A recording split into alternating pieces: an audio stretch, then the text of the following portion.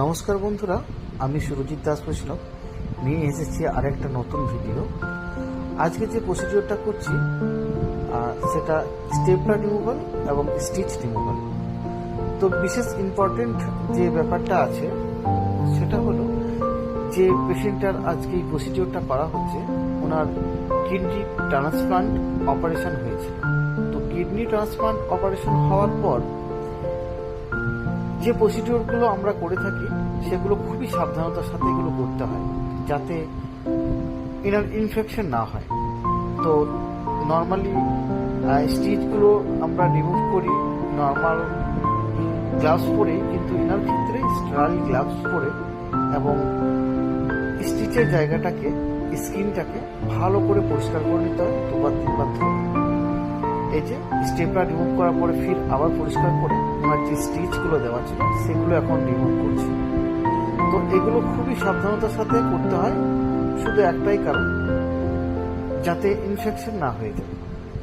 তো স্টিচগুলো রিমুভ করার পরে আমরা আবার এই জায়গাটাকে ঠিক ভালোভাবে আবার পরিষ্কার করব, তারপর আবার একটা নতুন করে ব্যান্ডেজ করে দেব।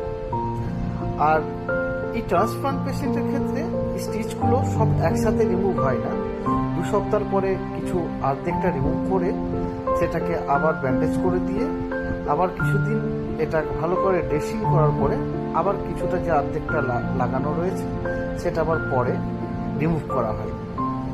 তো এটাই ছিল আজকে প্রসিডিওর। আপনারা ভালো থাকবেন, সুস্থ থাকবেন। নমস্কার বন্ধুরা, আমি সুরজিৎ দাস বৈষ্ণব নিয়ে এসেছি আরেকটা নতুন ভিডিও। আজকে যে প্রসিডিওরটা করছি সেটা স্টেপলার রিমুভাল এবং স্টিচ রিমুভাল।